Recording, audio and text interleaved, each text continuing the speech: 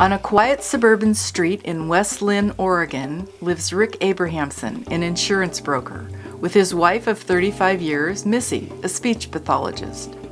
It's a stylish place where Rick and Missy's 2 daughters were raised, where Christmases were spent, and where the two would return after their travels. Rick is indeed a well-traveled man, but nothing compares to the roads he went down to become a member of this country's very first Olympic team handball team. A journey that began, ironically, with the news that he was the last man cut from the All-Army basketball team. When I got cut, the basketball coach there at the Presidio in San Francisco came to me and he says, "Rick, I think I might have a sport for you. I don't like making this cut. You're the only guy I'm sending to Fort Bragg, North Carolina for a team handball training camp." And it was the first official Army team handball training camp. That one decision, made in his early 20s, would change his life forever. 3 years later, he was in Munich for the 1972 Olympic Games, marching in the opening ceremony, playing against the best in the world, and becoming, to the astonishment of the handball world, the 3rd leading scorer in the tournament. Eventually, Rick would become Rico, his nickname on the men's national team. The first American handball star was born, the culmination of an athletic legacy that began on the playing fields of rural Oregon. I grew up in southern Oregon, small town. My dad was a basketball track coach, but was fortunate to move back to McMinnville, Oregon, which is a home of Linfield College where he went to college, and he wanted to move back into closer to Portland in the McMinnville area. That's a great place to have grown up.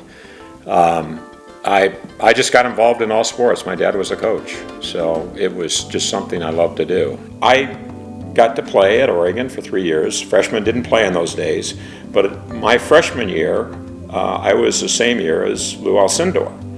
So playing at Oregon, we were competing against UCLA in the Pac-8. Nobody in the country could compete with UCLA. I mean, they were incredible. In fact, their freshman team, if you remember, beat the varsity.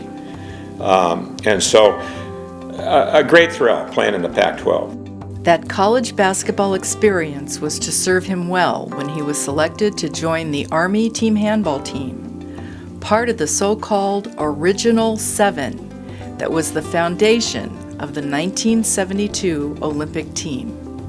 72 was almost unbelievable from the standpoint that the world of handball took note and said, who are these guys? Who are these Americans? Where'd they come from?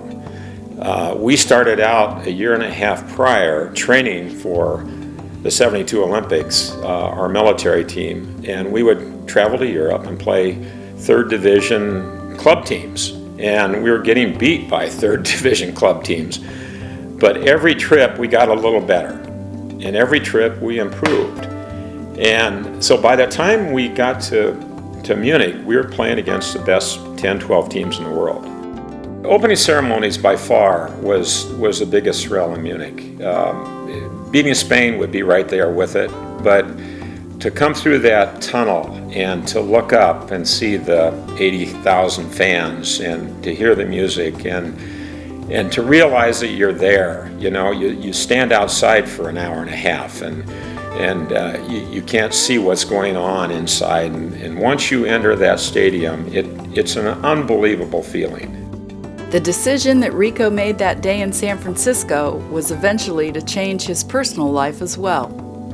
While in Los Angeles in September of 1979, on tour with the men's team against the Danish national team, he decided to call a fraternity brother's sister who lived nearby, a long-standing bit of matchmaking. It turned out to be Missy. Their first date was to the post-game party following the game against the Danes, a match filmed for national television. By January, when the team traveled to Mexico City for Olympic qualifications, she followed and met up at the arena with Renata Buning, the wife of the president of the Handball Federation at the time. They did their best to help the team. The guys were having a hard time because the light was in their eyes coming the wrong direction, and made that observation. And Renata, who I was meeting for the first time that weekend, said, "Let's go, we gotta go block it," and just stood there and thought we were making a difference. My wife and I moved back from Northern California, Marin County, 27 years ago, and I interviewed here in Portland and joined a private insurance agency, and we've since been bought out by a national company, so I'm with a national company now, and I'm an insurance agent, broker, really focusing in on commercial liability for companies, businesses. These days, Missy and Rick are anticipating retirement and looking forward even more to being grandparents. My oldest, Katie, is 31, and she is in the public relations business at Wieden & Kennedy, which is a large company here in Portland. And she has a wonderful job there. She's pregnant and has a little one on the way. That'll be our first grandchild. Katie was really athletic. She ended up serving, she played soccer at the University of Oregon, was captain of the team there her senior year. And we were a soccer family because both daughters played. My youngest daughter is 27. She played at Washington State, and now she's with Nike in the social media area. It's been a pretty amazing life for Rick and his family, one that took off on the handball courts of Europe as he learned to master a game unknown to most Americans. Being members of the first Olympic team handball team was a defining moment for Rick and the boys of 72, who still gather annually to see each other and their kids. That kind of camaraderie is something that will always unite them. To this date, the handball team from 1972, 1976, we get together on an annual basis and go to Las Vegas and take our kids. And it's during March Madness, and I'm leaving Thursday, and I can hardly wait.